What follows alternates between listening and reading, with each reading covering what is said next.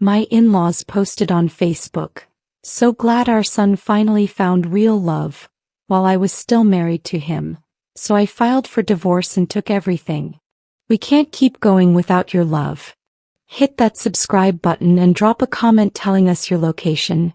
We'd love to know where our stories reach. The notification hit my phone at 2:47 a.m. on a Tuesday. My heart stopped when I saw it. "So glad our son finally found real love. Welcome to the family, gorgeous." Posted by Diane Martinez on Facebook with a photo of Marcus, my husband of 4 years, wrapped around a blonde woman I'd never seen before. My hands were shaking so hard I could barely hold my phone. I read it 3 times, certain I was hallucinating from sleep deprivation. I wasn't. The comments poured in. 53 people had liked it. 42 people had commented congratulating them. "She's absolutely stunning. Finally, Marcus. About time he found someone who treats him right." I was sitting 3 feet away from Marcus in our shared bed, sleeping. Our apartment was dark except for the glow from my phone, illuminating my face with the cruel truth. The woman in the photo had her hand on his chest, her head tilted toward his, their chemistry undeniable. My stomach twisted into shapes I didn't know were possible. I felt nauseous. My vision blurred. For a moment I thought I'd stop breathing. Marcus had told me he was going to a work conference in Atlanta last weekend. He'd been gone Friday through Sunday. I'd trusted him completely. We'd been together since college. I was the one who'd stood by him when his business failed. I'd worked double shifts as a nurse to keep us afloat. I'd supported him through his depression. I'd forgiven him for everything. But this was different. This was public. This was deliberate. This was his mother. The woman who'd hugged me at Christmas, who'd asked about my career, who'd texted me recipes, essentially announcing that I didn't exist, that I was invisible, that I wasn't the real love he'd finally found. I needed air. I couldn't breathe in that apartment anymore. I stood up slowly, trying not to wake him.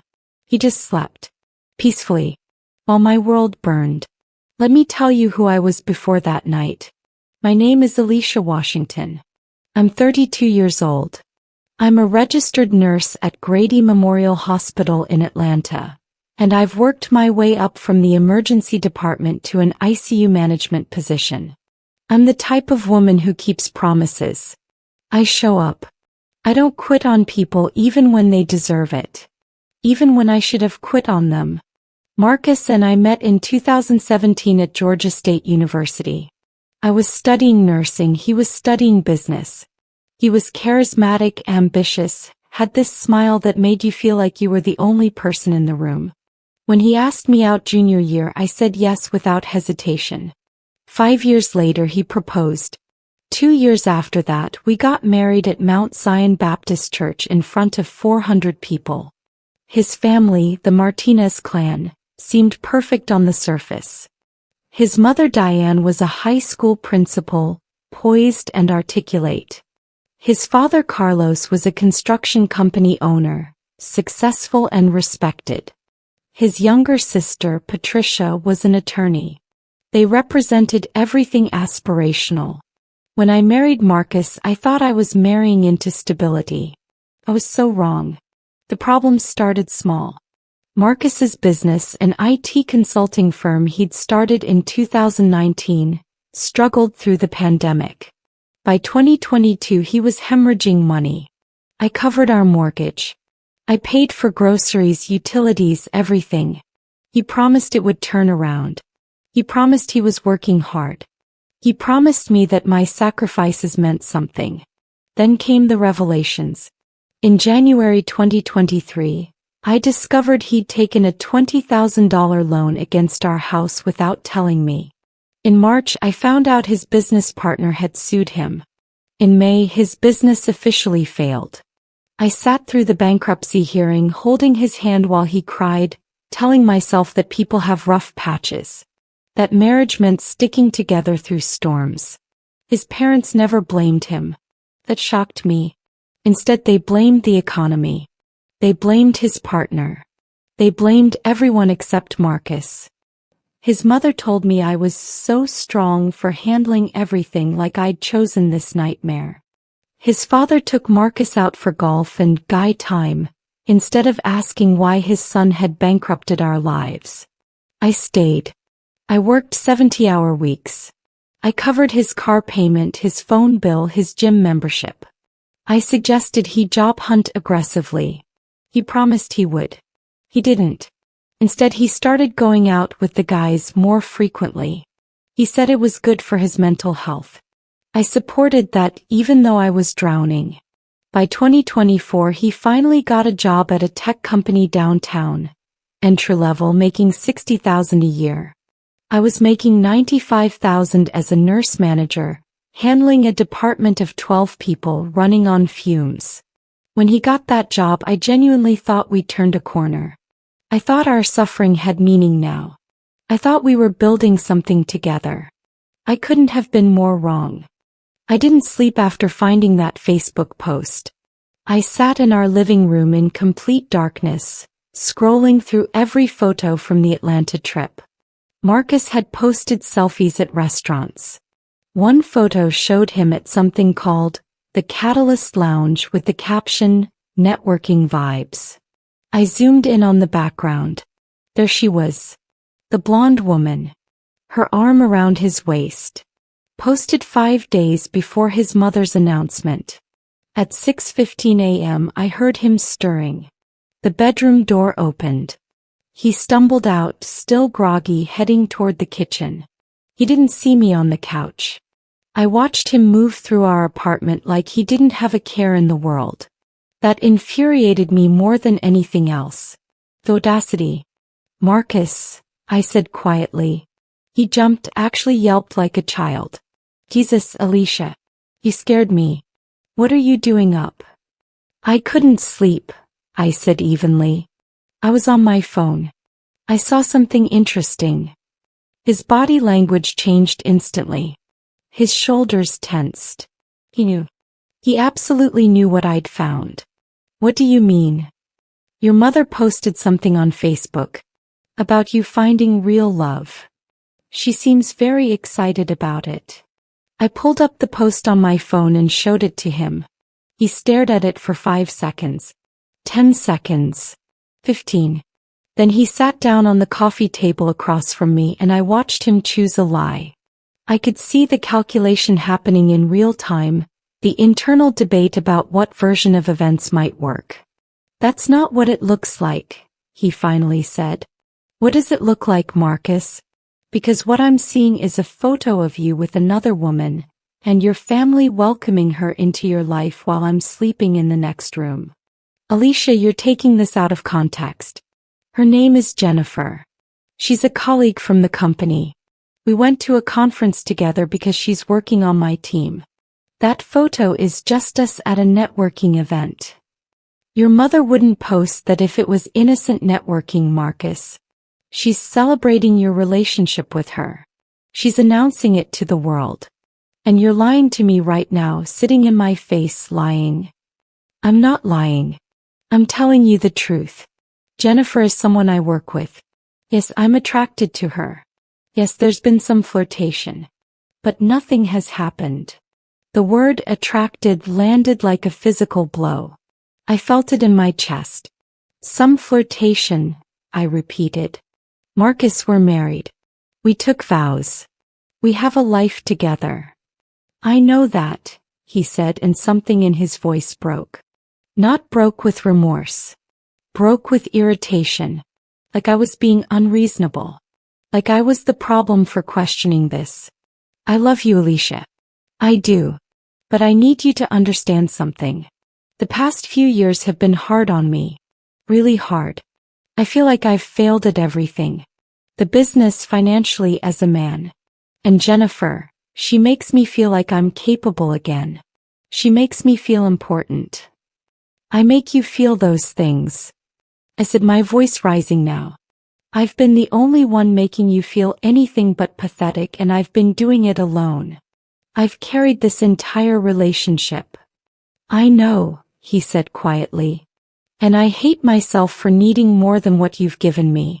But I need to feel valued by someone who isn't measuring my worth by how much money I make or how many problems I solve. In that moment I understood something crucial. It wasn't about Jennifer. It was about the fact that I'd made myself so available, so willing to sacrifice, that he'd started to see me as an obligation instead of a partner. I'd been so busy being strong that I'd stopped being a person to him. I grabbed my keys and left.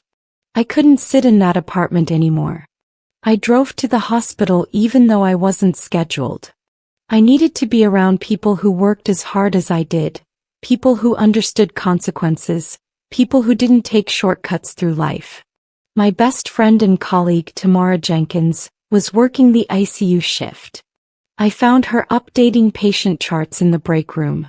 "Alicia, baby, you're not supposed to be here today," she said when she saw my face. "What happened?" I broke. Actually broke. I sat down at the small table in that sterile break room and told her everything. The Facebook post, the photo, the confession of attraction, all of it. Tamara listened without interrupting, which is something I'd always loved about her. She didn't minimize or offer platitudes. She just listened. When I finished, she was quiet for a moment. Then she said, "I need to tell you something, and I'm only saying this because I care about you. But you need to hear it." "Okay," I said, my stomach already clenching. "Marcus has been messaging me on Instagram for the past 3 months." The words didn't compute at first. "What do you mean messaging you?" "Flirting with me. Asking me out. Asking me for my number. Asking me to meet him for drinks. He's been very persistent, Alicia. I've been turning him down because you're my friend and I know you're his wife, but he's been relentless." I felt like I'd fallen through the floor. 3 months. "Tamara, why didn't you tell me?" "Because I didn't want to hurt you. Because I thought he was just going through something and it would pass. Because I told myself it wasn't my business. But after what you're telling me, I think you need to know that this isn't new behavior. This is a pattern." My hands were shaking again. That familiar sick feeling returned. "Do you still have the messages?" "Yeah, I screenshot some of them." "Let me show you." She pulled out her phone and what I saw made my blood run cold. Marcus had been systematically attempting to seduce my best friend. The messages were graphic in places.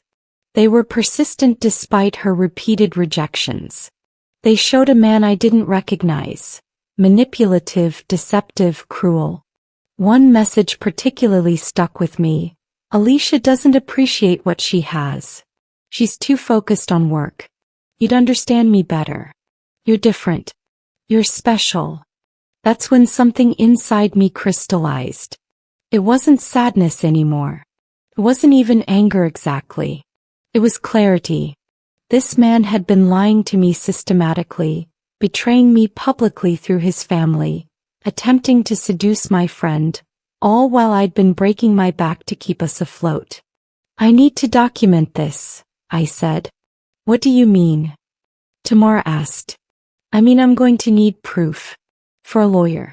Because I'm done being nice about this." Over the next 2 weeks, I did something that surprised everyone who knew me. I became tactical. I contacted a divorce attorney named Michael Richardson, a sharp black man in his 50s who'd been practicing family law for 25 years. I sat across from him in his downtown office on the 32nd floor, looking out at the Atlanta skyline, and I told him everything. "I need to understand something," Michael said after I finished. "What's your goal here? Are you looking for amicable separation or are you looking for justice?" "I'm looking for him to understand that there are consequences," I said. "I'm looking to walk away with security. And I'm looking to make sure he doesn't do this to someone else. You understand that will come at a significant cost to him?" "Good," I said. "He can afford it." Michael pulled out a yellow notepad. "Here's what I need from you. I need comprehensive documentation of every financial contribution you've made to this marriage. The mortgage payments, the business bailouts, everything. I need screenshots of those Instagram messages from your friend. I need to understand your joint assets and what's been acquired during the marriage. And I need you to understand that in Georgia, we have equitable distribution, which means assets acquired during the marriage can be divided fairly. But if we can show financial fraud, infidelity, and evidence of deliberate deception, we have grounds for something more severe. Can you explain what that means? It means, he said, leaning back in his chair, that if we play this correctly, your husband could end up paying you spousal support, potentially for years. It means the assets he thinks are his might end up being yours. It means his career trajectory, which he's been able to pursue because you've been subsidizing his life, could be significantly impacted. It means consequences. I felt something dangerous and powerful move through me. How long will this take? 6 months to 2 years, depending on how cooperative he wants to be. But I'm warning you now, once we file, everything changes. There's no going back to civility. He'll understand that you're serious and his family will understand it too. Are you ready for that? I thought about the Facebook post. I thought about Marcus telling his mother about Jennifer while I was still in our home. I thought about him trying to manipulate my best friend. I thought about every sacrifice I'd made for someone who saw me as an obstacle to his happiness. I'm ready, I said. What Michael did over the next month was elegant, thorough, and devastating. He had me compile every receipt, every bank statement, every payment I'd made that kept Marcus and our life afloat. The financial picture that emerged was brutal in its clarity. Between January 2022 and October 2024, I had personally paid $842,000 in household expenses, medical bills, business debts, and personal expenditures for Marcus. Not with him. For him. That didn't include the emotional labor, the support, the constant reassurance. We'd purchased our townhouse for $395,000 in 2020. The mortgage was in both our names. I'd made 80% of the payments. The car he drove was financed in my name because his credit was destroyed from the business failure. I was paying that too, $600 a month. When Michael presented this documentation, he looked almost professionally angry. This is the most unbalanced financial dynamic I've seen in a long time, he said. He's essentially been living off you while you've been working yourself into exhaustion. And the infidelity makes this so much simpler. What happens now? I asked. Now we file. We file in Fulton County. We cite infidelity, financial mismanagement, and breach of marital fiduciary duty. We request that you retain primary ownership of the marital home, we request spousal support, and we request that he be responsible for his own debts. We're going to be very specific about what you're asking for and why. When do we tell him? I recommend we serve him at his workplace. It's cleaner. Less prone to violent outburst. It's also a reality check. He won't be able to claim he didn't know. When I heard those words, something shifted in me. This was happening. This was actually happening. I was going to file for divorce from the man I'd sacrificed years for, and I was going to do it publicly at his job, in a way that couldn't be ignored or minimized or explained away. I felt both terrified and completely certain. November 15, 2024. That's the day everything became real. Michael had a process server meet me outside of Marcus's office building at TechVision Solutions, downtown on Peachtree Street. At 2:30 p.m., while Marcus was in a meeting, the papers were delivered to the reception desk with a note indicating they were for him. I watched from across the street through a coffee shop window as his assistant came to the conference room door. I watched as he read the message. I watched as he stood up, visibly confused, and excused himself. I didn't follow him. I didn't need to. Instead, I drove to his mother's house. Diane Martinez opened the door looking elegant and put together like she always did. She was wearing a cream-colored blouse and tailored pants. Her hair was styled perfectly. "Alicia. What a surprise. Come in, honey." I did not come in. I stood at the threshold and I said, "Your son was just served with divorce papers. From me. I'm filing because he's been unfaithful, because he's been financially irresponsible with family resources, and because he's been systematically attempting to manipulate people close to me. I wanted you to hear it from me before he starts telling you his version of events." Her face went through about 5 different emotions in rapid succession. Confusion. Anger. Then something else. Something that looked like recognition. "Alicia, you don't understand. Marcus is going through a lot. He needs support right now. He needs to understand that his actions have consequences," I said. "He needed support when his business failed and I gave it to him. He needed support when he was depressed and I gave it to him. But what he doesn't get is a free pass to cheat, to lie, and to have his family celebrate another woman publicly while I'm still legally married to him. That Facebook post? That was cruelty, Diane. That was you choosing to humiliate me instead of moderating your son's behavior." She stepped back. "You're being very harsh." "No. Harsh is what he did. What I'm being is realistic. You can support your son, or you can enable his destruction of other people's lives. You can't do both." I turned and walked away. I didn't wait for a response. I should have known that Marcus wouldn't take this lying down. I should have anticipated that a man who'd proven himself willing to cheat, manipulate, and lie would also be willing to fight dirty. But even I wasn't prepared for what came next. 3 days after I served him, his family's attorney, his father's personal lawyer, a man named David Chin who'd known the Martinez family for decades, sent Michael a letter. It contained allegations that were so disturbing, so deliberately crafted to damage me, that I literally sat on our living room floor and cried.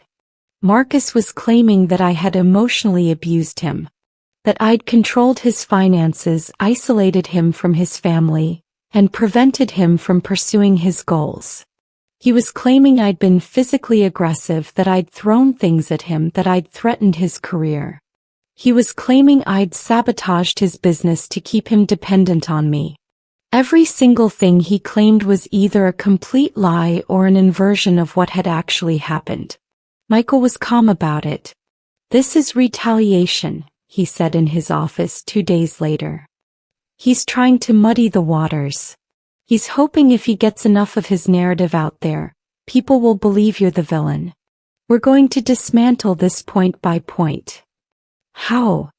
I asked. "It's his word against mine." "No. It's his word against your employment records, your therapy records, your hospital documentation, and most importantly, your witnesses. You have Tamara, who can corroborate the Instagram messages and his systematic attempts to seduce her.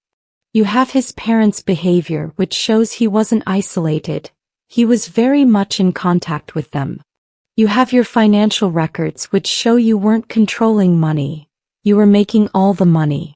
You have everything, Alicia. He has lies." But it was what came next that made me understand the true scope of his desperation. 3 weeks later, I got a call from the hospital's HR department.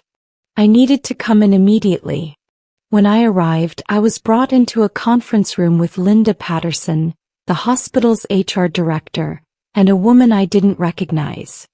"Alicia," Linda said carefully, "we've received a formal complaint from Marcus Martinez. He's alleging that a colleague of yours, Tamara Jenkins, has been making false and defamatory statements about him on her personal social media accounts.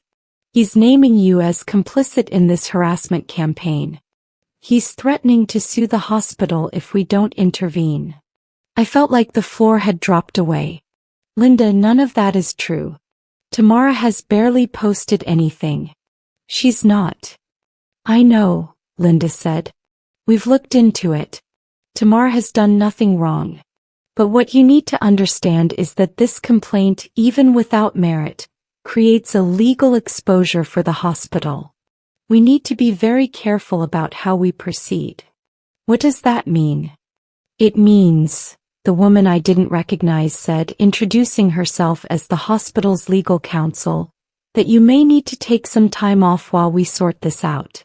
We're not suspending you, but we are suggesting administrative leave with pay until this lawsuit threat is resolved. I stood up.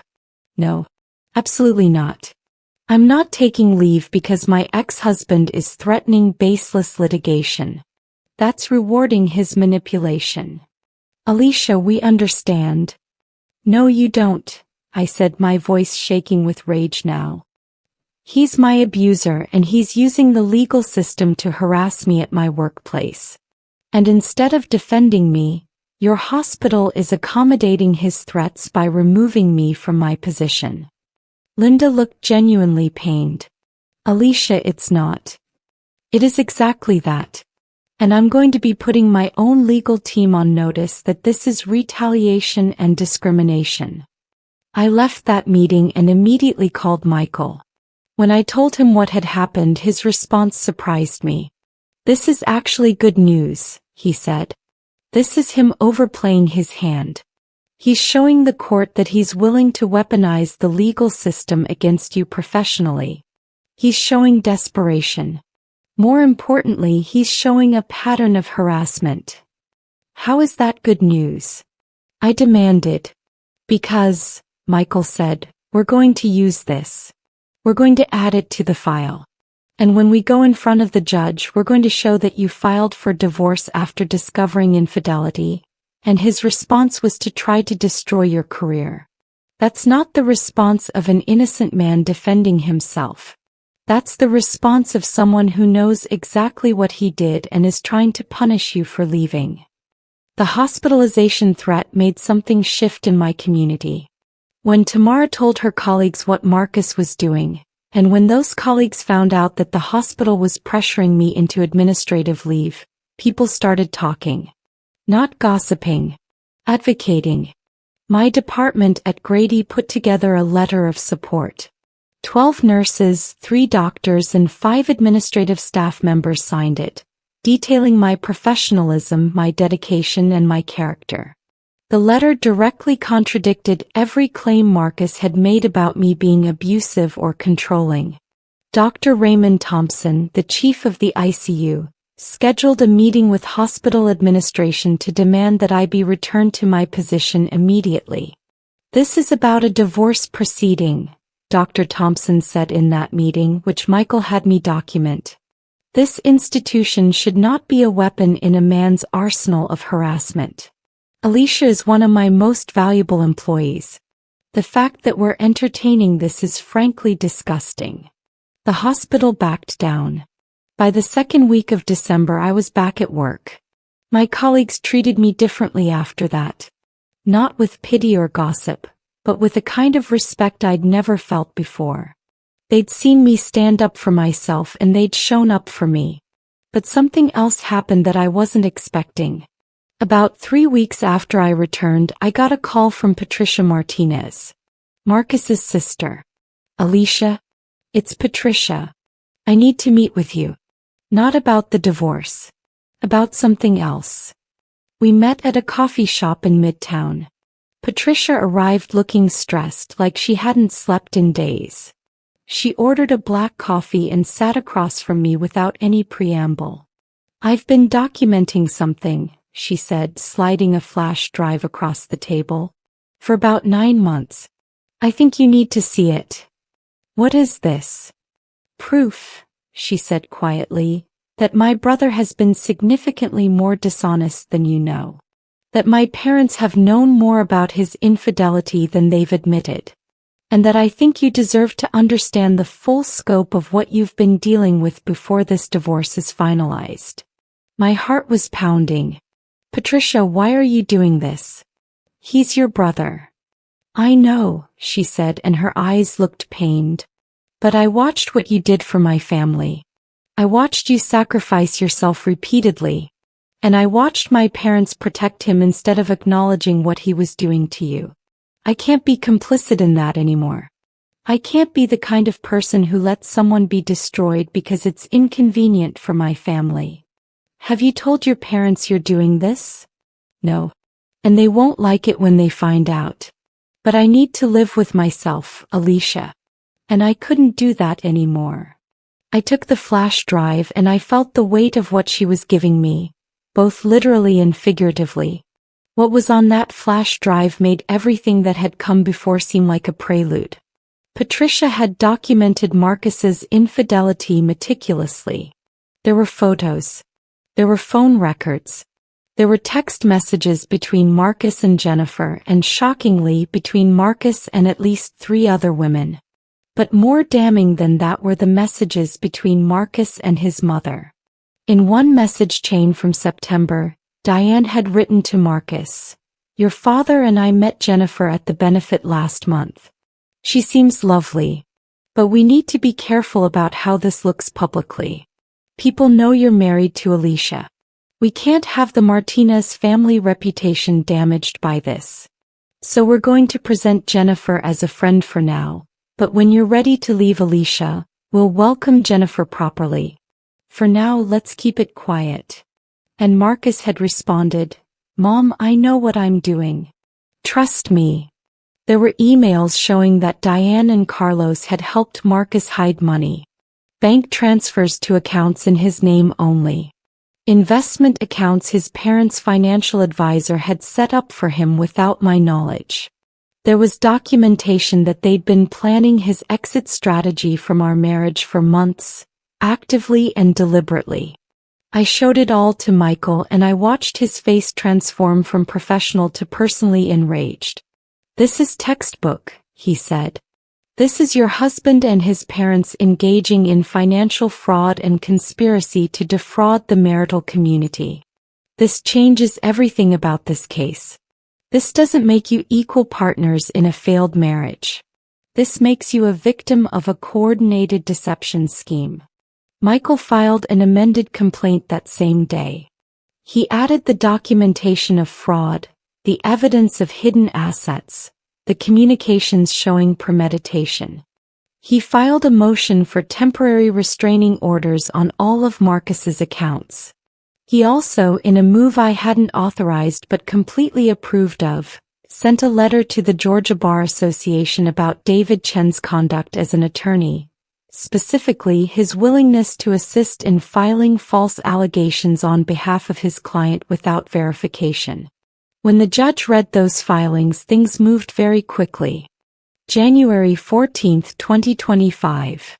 The Superior Courtroom in Fulton County. I sat next to Michael in a navy blue dress that Tamara had helped me pick out. I was terrified and absolutely resolved at the same time. Across the courtroom, Marcus sat with David Chen. His parents were in the gallery along with Jennifer, who'd shown up for moral support, or because she had no idea how the law actually worked. The judge was the Honorable Catherine Wu, a woman in her 60s with a reputation for not tolerating deception. Michael had pulled every string to request her specifically. She knew about the fraud, the hidden assets, the communications. She had the flash drive evidence. She had Tamara's testimony about the harassment and the Instagram messages. She had everything. When Marcus's attorney tried to argue that I'd been an overbearing, controlling spouse, the judge shut him down immediately. "Counsel," she said sharply, "I've reviewed the financial documentation in this case. The plaintiff has been subsidizing the respondent's entire existence for the past 3 years. The plaintiff has paid 97% of household expenses, 100% of his business debt, and has done so while working full-time in a demanding career. The notion that she was financially controlling strains credulity." When David Chen tried to claim that the hidden assets were separate property, the judge looked at him over her glasses. "Counsel, the documentation shows that the respondent's parents were deliberately helping him hide marital community assets. That's fraud. That violates Georgia Code Section April 3, 34. We can either resolve this now or I can refer this matter to the district attorney for criminal investigation. What would you like to do? He wanted to resolve it. The settlement that emerged was devastating for Marcus. He had to liquidate his hidden accounts. He had to pay me $800,000 over the course of 7 years. He had to transfer his interest in the townhouse to me completely. He had to pay my attorney fees and my expert witness fees. He had to contribute to my therapy costs as part of his acknowledgement of the emotional harm he'd caused. But the part that seemed to hurt him most happened during impact statements. I was given the opportunity to speak directly to the judge about how his actions had affected me. I stood up, looked directly at him, and I spoke. Marcus, I said, I loved you completely. I sacrificed my time, my energy, my emotional well-being for you. I believed in you when you didn't believe in yourself. And instead of rising to that, instead of being grateful or committed to our partnership, you chose to betray me with systematic, deliberate infidelity. You chose to involve your family in a conspiracy to take advantage of me financially and emotionally. You made me question my judgment, my kindness, my ability to see people clearly. I paused.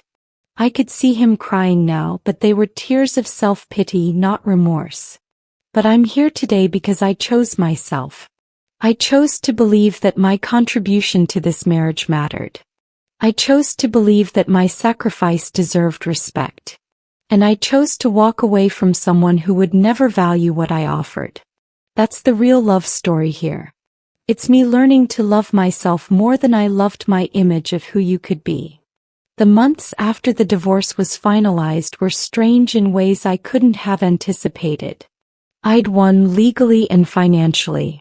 But winning felt complicated. Diane and Carlos distanced themselves from me entirely. Diane lost her position as principal after it came out that she'd helped her son commit financial fraud. The district took it very seriously. Carlos was investigated by his accountant and his investors for his role in hiding assets. Their marriage became strained. The perfect family that had seemed so aspirational was revealed to be built on deception. Patricia stayed in touch with me. She'd become my unexpected ally in that family, and she'd paid a price for it. She and her parents weren't speaking. But she said something to me that I found profound. You gave our family permission to see ourselves clearly. I know that's not comfortable, but I'm grateful.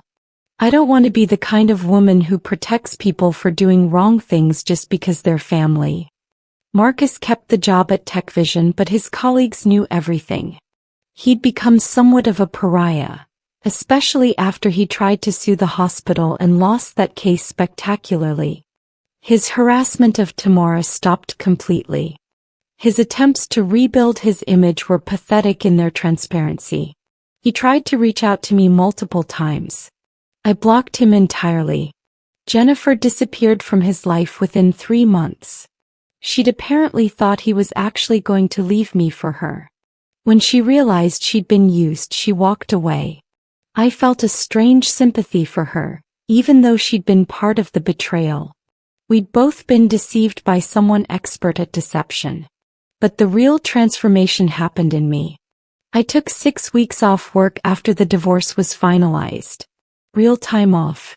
I went to therapy, serious, deep therapy. I processed the trauma and the betrayal and the years I'd spent minimizing my own needs. When I returned to work, I was different. I was still dedicated to my patients, but I was also dedicated to my own boundaries. I went on a date with someone new, a man named David who was a physical therapist at Grady. He treated me like my time mattered. He treated me like my opinions were valid. He treated me like an equal partner from the beginning.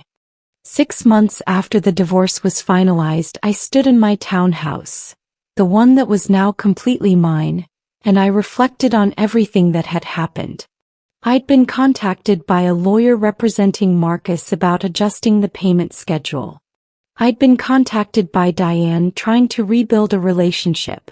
I'd been approached by 3 different podcasts and 2 book publishers interested in my story.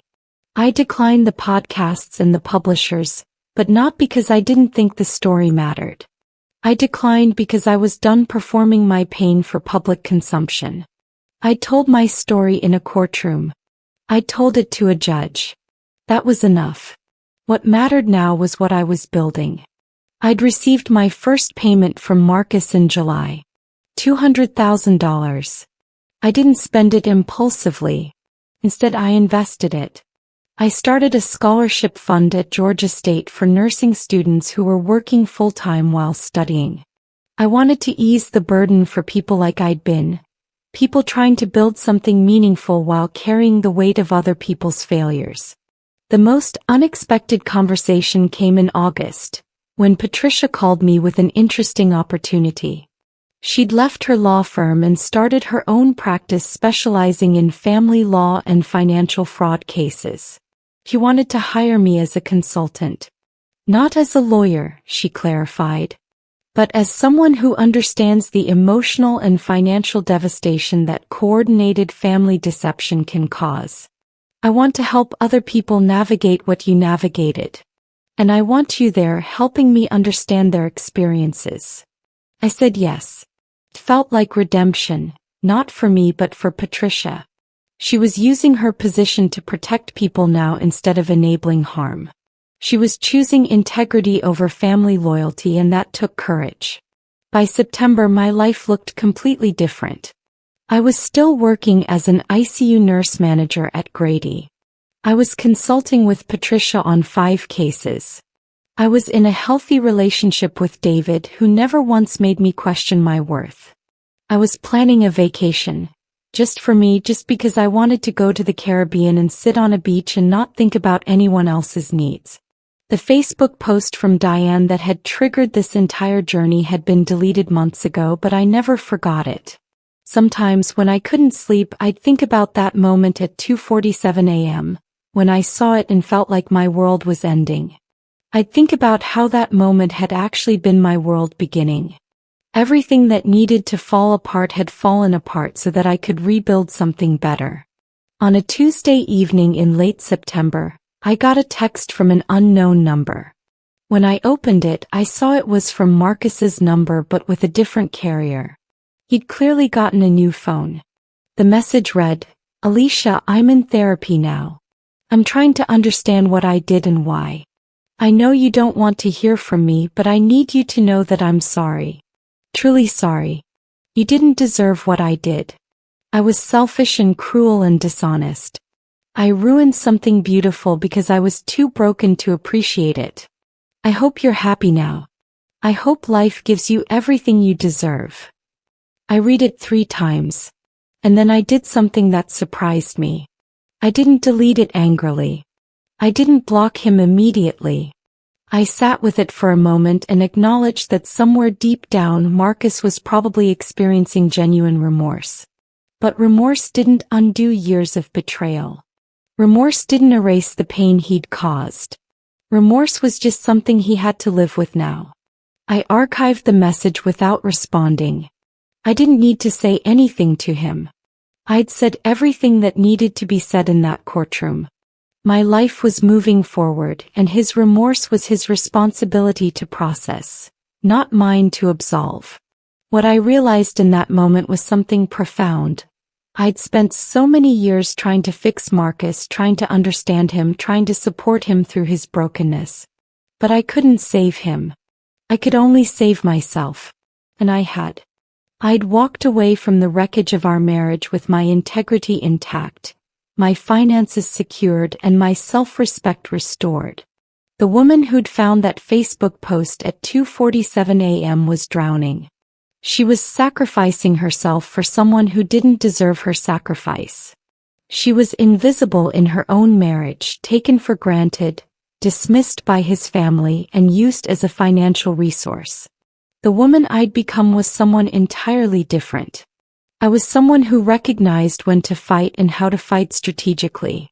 I was someone who believed that her contribution to the world mattered. I was someone who understood that real love doesn't require self-erasure. I was someone who'd learned that the most powerful thing you can do is choose yourself. On October 24th, exactly 1 year after filing for divorce, I received the final payment from Marcus. $200,000. It was the last one he owed me.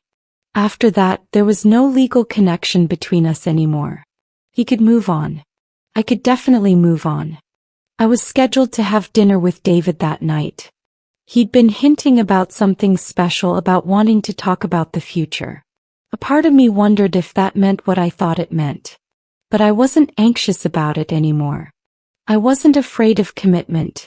I was just ready to build something real with someone who actually valued me. Before I left to meet him, I deleted Marcus's number from my phone. Not in anger but in finality. I'd learned everything I needed to learn from him. I'd extracted every lesson from that relationship. I'd survived it. Now I was thriving. The townhouse was quiet as I got ready.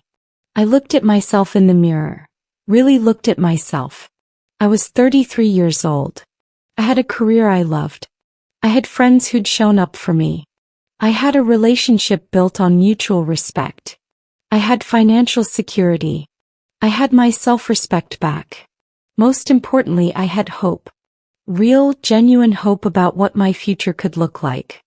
Not hope tied to someone else's potential or someone else's recovery. Hope rooted entirely in my own choices and my own strength. As I grabbed my keys and headed out the door, I thought about that young woman who'd stood at Diane Martinez's door, shaking with anger, declaring that there were consequences for betrayal. She'd been right. But the real consequence wasn't the money or the legal judgment or the public humiliation. The real consequence was that Marcus had to live with knowing what he'd destroyed. And I got to live knowing I'd saved myself. That was justice. That was victory. That was redemption. And it was just the beginning of my new life.